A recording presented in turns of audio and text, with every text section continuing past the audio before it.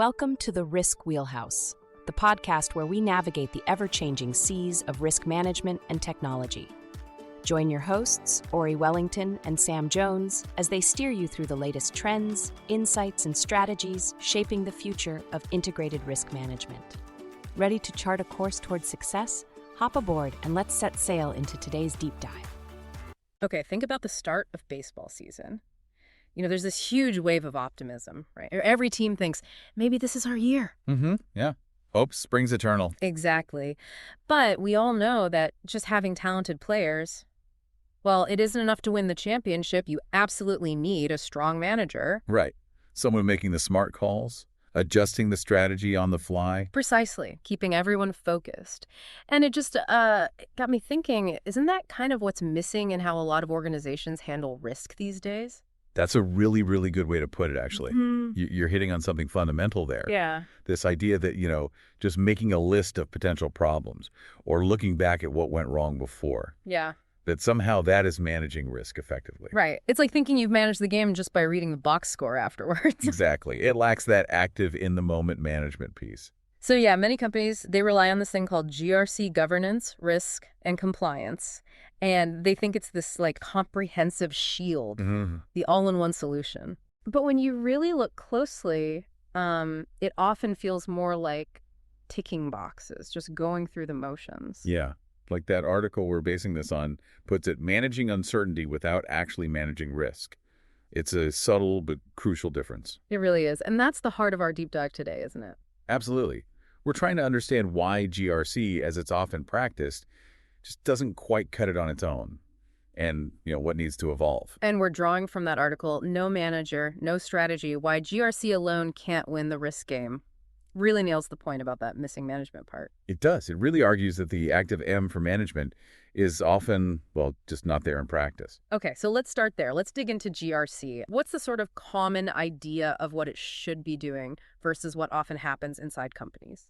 Well, the promise, really, is that GRC provides this complete framework. It should knit together governance, how the organization is directed, with risk management and compliance activities. So a single view of everything. That's the ideal, yeah. A holistic perspective.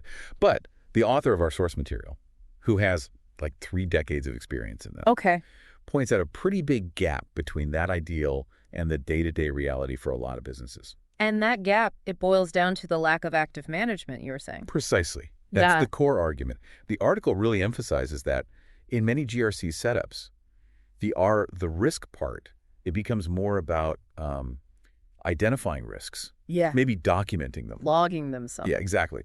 Logging them, perhaps assessing them on some level. But the crucial next steps, actively treating those risks, doing something to mitigate their impact, and then keeping an eye on them continuously. That often gets lost. It often doesn't happen as effectively as it should within that standard GRC implementation. So, what could be a strategic tool becomes much more of a compliance checking exercise. So GRC ends up feeling kind of static, like a rule book that just sits on the shelf. That's a great analogy. The source uses one, too, that calls GRC the playbook without the code, the rules without the strategy. Ah! You've got the pieces, right? The policies, the controls, the compliance audits, all necessary stuff, no doubt. Sure. But what's often missing is that layer on top, the proactive strategic thinking that actually uses all that information to make smarter, risk-informed decisions across the board. Right. Okay, so if GRC is the playbook but maybe missing the coach, what is IRM, Integrated Risk Management? How does that fit in? Does it provide the coach? You could say that, yeah. IRM is positioned as the evolution, the next logical step needed to bring that missing management piece, the active coaching, if you will, into the risk function. So it's about embedding risk management more deeply. Exactly. Instead of risk being this separate silo or something you only think about after the fact, IRM tries to make it a connected capability, something that runs throughout the entire enterprise. Bringing together things that were maybe separate before. Yes. It's about unifying governance and compliance, which GRC covers, but doing it alongside a clear view of operational risks, strategic risks, and increasingly important technology-driven risks.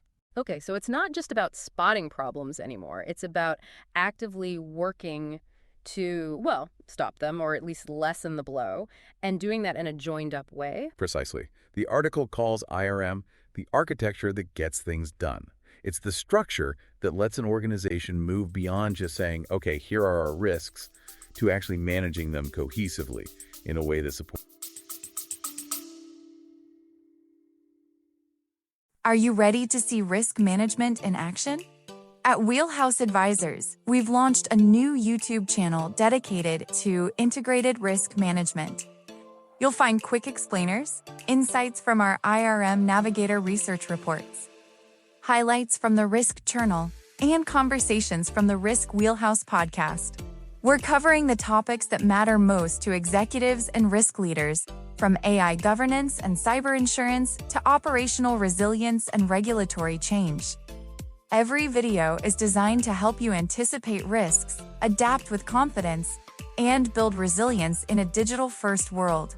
In our first video, we explain how ISO 42001, the EU AI Act, and the NIST AI Risk Management Framework can work together as a unified playbook for AI risk.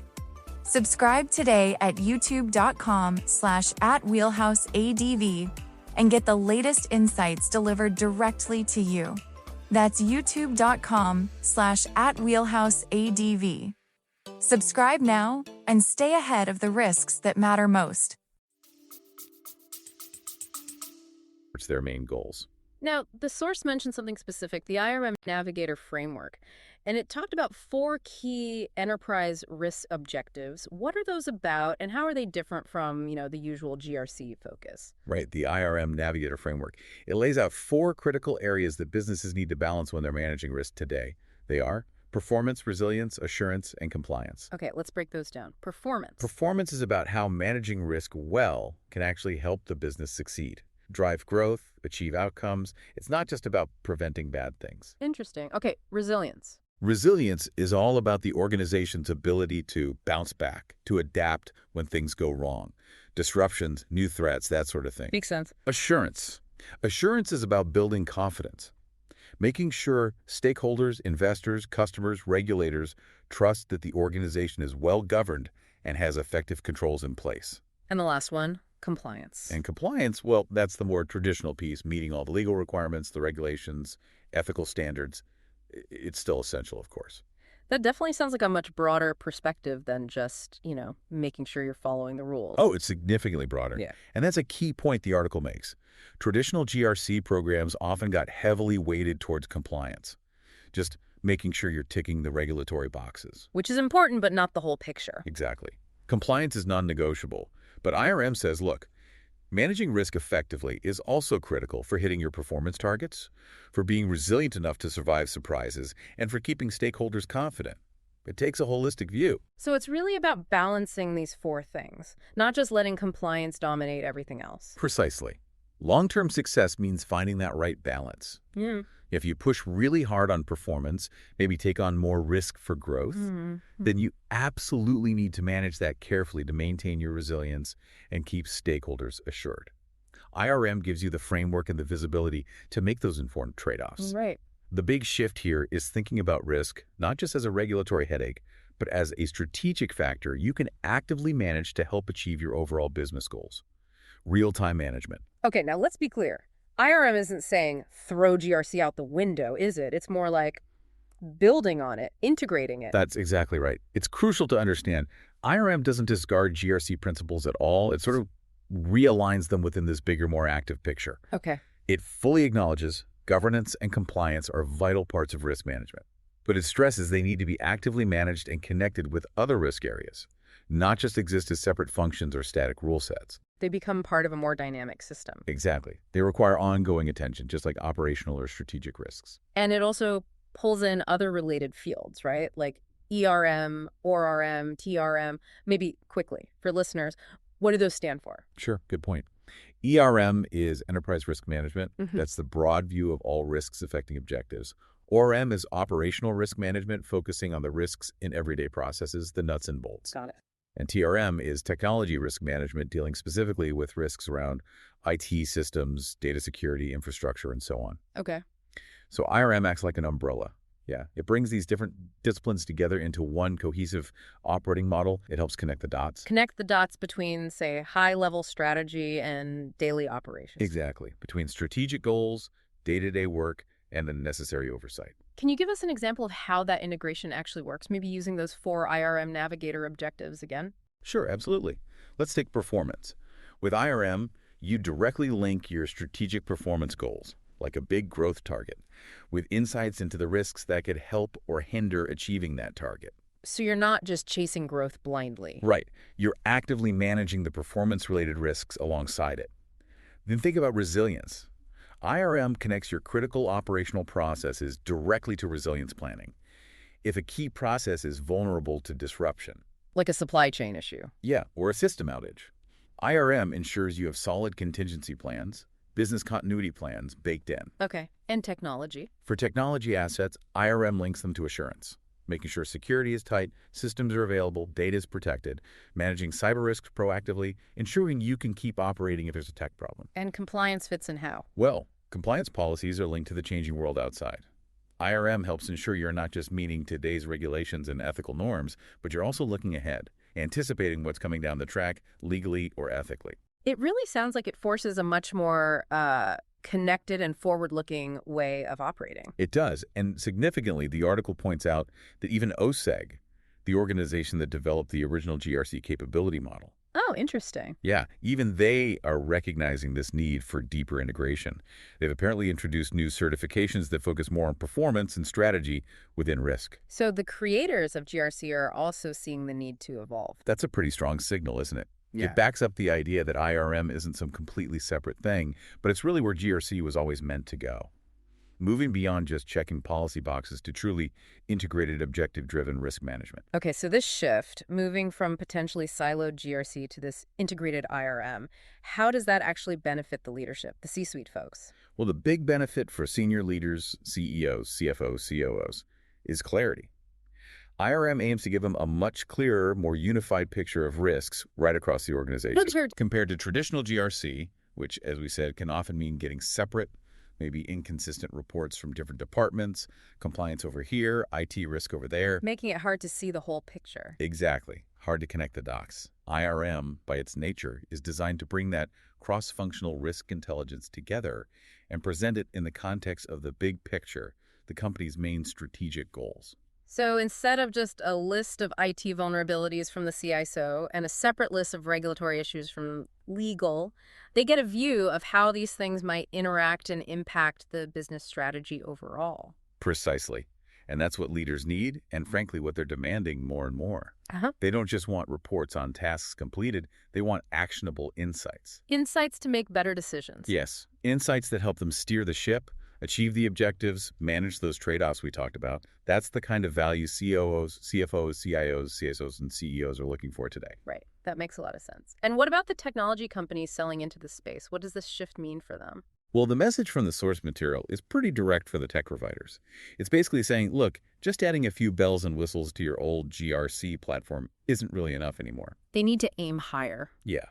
To deliver genuine IRM value, their solutions need to actually connect the dots. They need to help organizations link risk management activities directly to those 4 objectives: performance, resilience, assurance, and compliance. And target the top brass. And they need to be thinking about selling that value proposition to the executive suite, not just the traditional compliance manager. So slicker dashboards aren't the answer. It needs a more fundamental shift in what the technology enables. That's the argument. Providers just tweaking existing GRC tools and focusing only on the traditional GRC buyer risk being left behind. The winners will be those who help organizations treat risk strategically as a driver of value, not just a cost or a compliance burden. Hearing all this, it really feels like IRM is, well, more than just a new buzzword or a rebranding of GRC. It seems like a genuine structural evolution. I think that's the right way to see it. The article really hammers this home at the end. It's not just relabeling, it's a structural shift. Moving beyond. Moving beyond those older frameworks that were often primarily about assigning accountability for controls and, maintaining basic compliance. IRM offers a system that's much more integrated, more proactive, and ultimately just more effective management. So it's not just about having risks identified, it's about actively managing them with a purpose, tied directly to where the company wants to go. Precisely. It brings those different risk domains together, links risk decisions directly to strategy, and fundamentally, it gives organizations the tools and the mindset to operate more confidently and adapt more quickly in a world that's only getting more complex and unpredictable. That really crystallizes the why organizations are looking beyond GRC as it's often been done. It's about needing that foresight, that agility, that sense of purpose in how risk is handled. Okay, so if we boil it all down, the big takeaway here is that the real difference, the critical gap between GRC and IRM is that active management piece, right? Yes. And how deeply risk gets woven into the overall strategy and objectives of the business. It's not just having the playbook. It's having the manager, the coach, who understands the whole game and uses the playbook strategically to win. Yeah. And understanding that distinction, well, it seems like a pretty useful shortcut for anyone trying to get a better handle on how to navigate uncertainty in business today. Absolutely. It helps frame the shift away from a reactive box-ticking approach towards something much more proactive and strategically valuable. So maybe a good closing thought for everyone listening is to reflect on their own situation. How well is that M for management actually integrated into your risk practices? Are you mostly identifying and listing risks, or are you actively managing them as part of how you achieve your main goals? Are you stuck on checklists, or are you using risk insights strategically? That's a really practical point for listeners to consider. A great question to ask internally. And, if this sparks interest, definitely dig deeper into integrated risk management concepts. Look into frameworks like the IRM Navigator we mentioned. For sure. Well, hopefully this deep dive has shed some light on why that M is so vital when we talk about risk and the real advantages of taking a more integrated managed approach. That wraps up another episode of the Risk Wheelhouse. Thank you for spending time with us at Wheelhouse Advisors today. We hope you found the conversation insightful and actionable for your organization's risk strategies. Don't forget to subscribe on your favorite podcast platform, whether it's Apple Podcasts, Spotify, or Amazon Music. If you're looking for more in-depth analysis and thought leadership on risk technology, be sure to visit the RiskTech Journal at therisktechjournal.com. It's your go-to source for comprehensive articles, expert interviews, and the latest trends shaping the industry. Subscribe today to stay informed. For any inquiries or feedback, please contact us directly at info@wheelhouseadvisors.com, or feel free to connect with us on LinkedIn and x.com and share your thoughts or suggestions for future topics. Visit wheelhouseadvisors.com for more information and resources. Thanks again for joining us. Until next time, navigate wisely.